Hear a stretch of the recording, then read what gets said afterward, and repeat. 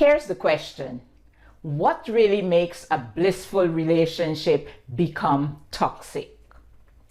Let me answer that for you. It's simple. The actor in the relationship gets tired of acting.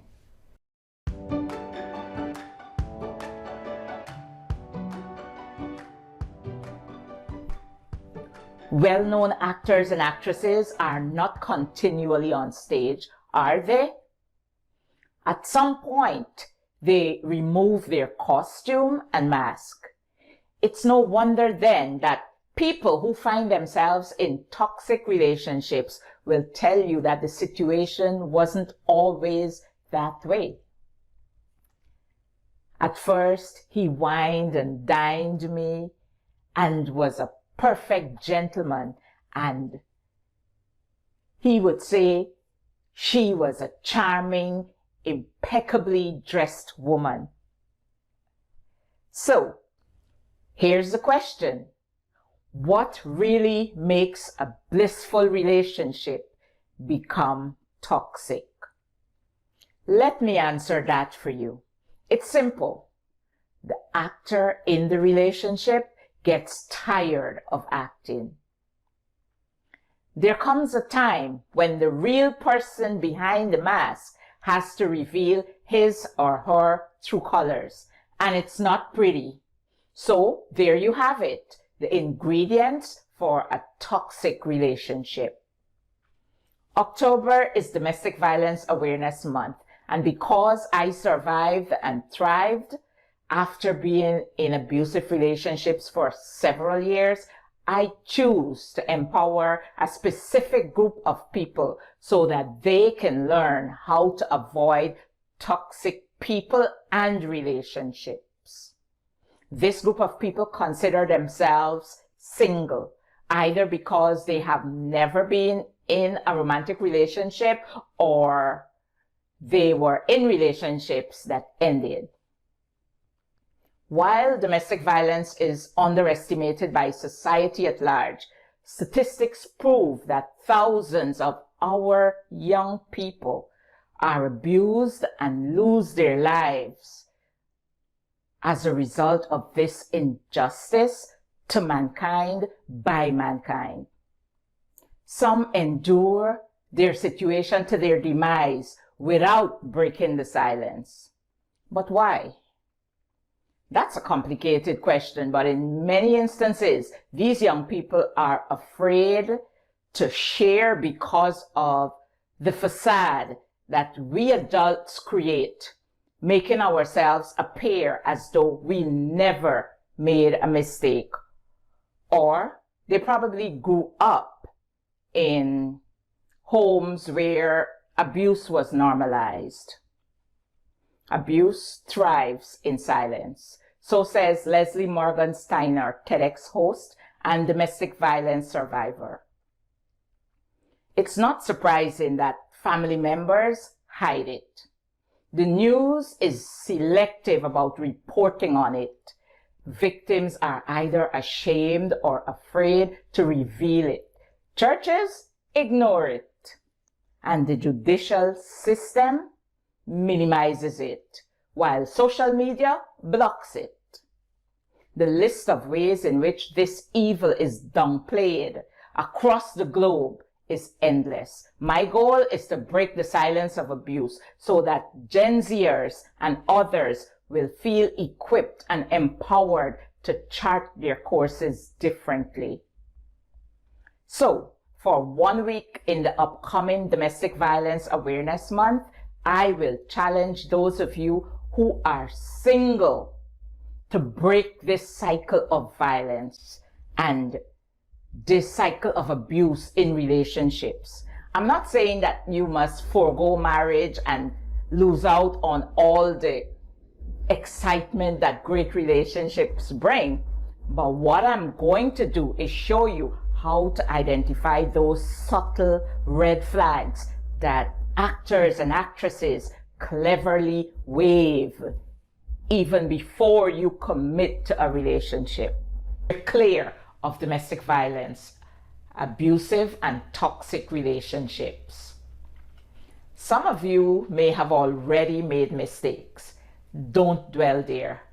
I was young too. I've been there and done that, so I can relate to what you may be going through. One of the critical mistakes I made was to disregard my parents' wise counsel when they told me it wasn't time for me to have a relationship. They advised me instead to complete my education and pursue a career. Well, at the age of 15, I thought I was grown and didn't have to listen to them.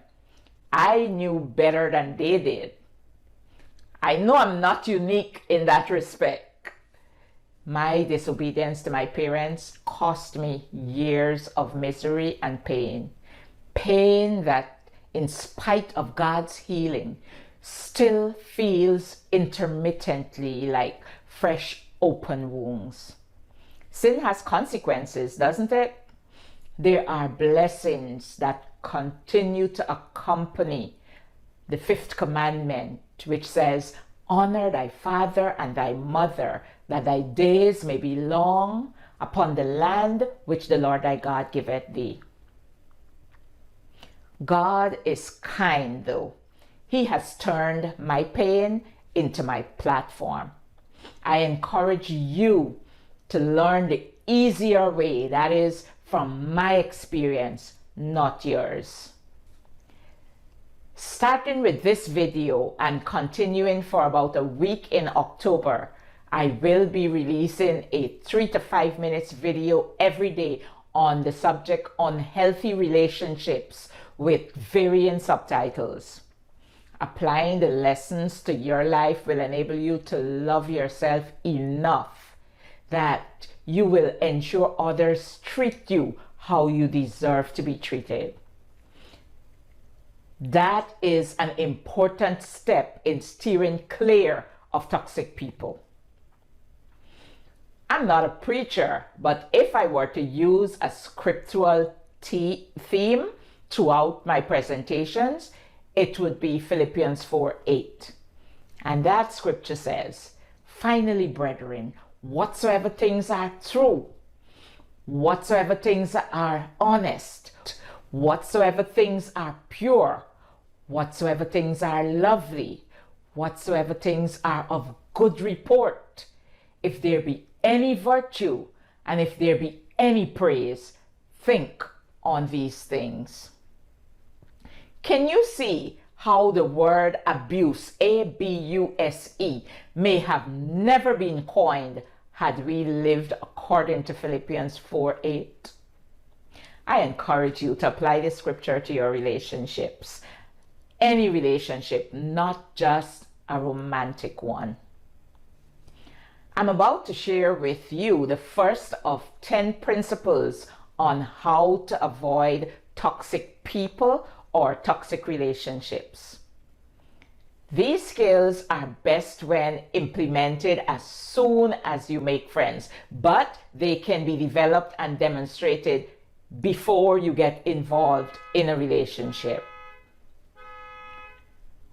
So, principle number 1, love yourself. Pray and ask God to help you love Him first of all, and to love yourself. For those of us who believe in God, we know God is love. And try as we may, we cannot truly love ourselves without God's love in our hearts, much less love someone else. Have you ever considered questions such as, do I love myself? And if so, how do I know that? Do I genuinely know what I want from a relationship? To whom do I want to be married? What must be his or her family background? What are some of the qualities this person must possess? Had I taken the time prior to marriage to ask myself those questions, answer them, and allow them to inform my decisions, I would have steered clear of the predicaments in which I found myself. Because I didn't spend time with myself and love myself enough prior to marriage, the result was me having the partner I described in one of my videos. It's called Protect Yourself from Strangers, My Story and 16 Ways to Prevent Sexual Assault. And that's only one aspect of my story. I've placed the link in the description below for your viewing. Remember, whether or not you love yourself plays a major role in how you allow people to treat you. And loving yourself is the most important thing you can do for you. You deserve to be loved. In his YouTube video, Stefan Speaks said, "People must learn to be happy while single." This is just another way of knowing you are enough. You do not have to strive to be anything to please anyone. Now, I have a question for you. Do you love yourself? When you love yourself, you ensure that others treat you like the queen or king that you are. Another way to ensure that you love yourself is to eliminate self-sabotaging beliefs and incorporate uplifting words in your lexicon. Self-sabotaging beliefs are negative things you tell yourself, such as, "I'm not enough. I have nothing to offer. I can't do this. They wouldn't pay me for that." And the list goes on and on. If you find you are accepting ill treatment from others, start loving yourself by repeating uplifting words and practicing self-advocacy. Take note of how you speak, and if you need to change negatives to positives, do so. Speaking a positive future into existence is a lifelong journey, and you can start now. In loving yourself, you replace self-sabotaging beliefs with uplifting words. They sound like, "I will not let anyone define me. I am successful in whatever I do. I will work towards my goals. I have morals and integrity." Loving yourself will help you to make better choices before you are even involved in a relationship. Consequently, you greatly lessen or eliminate the likelihood that you would become involved with a toxic person, because you would have already noticed those red flags and steered clear. However, just in case it does happen, when you love yourself, after one abusive gesture, you do not make yourself available for a second. I recall being beaten ever so often in my first marriage. Thank God I got out alive. When I did, I vowed that I would not let another man hit me. In my second marriage, I made it plain to my then husband that he must never hit me because there would be consequences. When I told him that, I didn't even have a plan. Can you imagine that? One night, he either forgot about that threat or he underestimated me.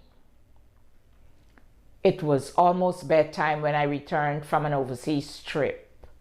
after taking my children to Guyana. We were living in Barbados at that time. I was jet lagged, but he wanted to make love. We did, and we had fun. I fell asleep, and the next thing I knew, he was waking me up to have sex again. Not even an hour later, I told him I was tired and needed to be at work very early the next morning. But he would have none of it. He started forcing himself on me. I resisted and somehow made it out of the bed and into the children's room, but he caught up with me before I could close the door.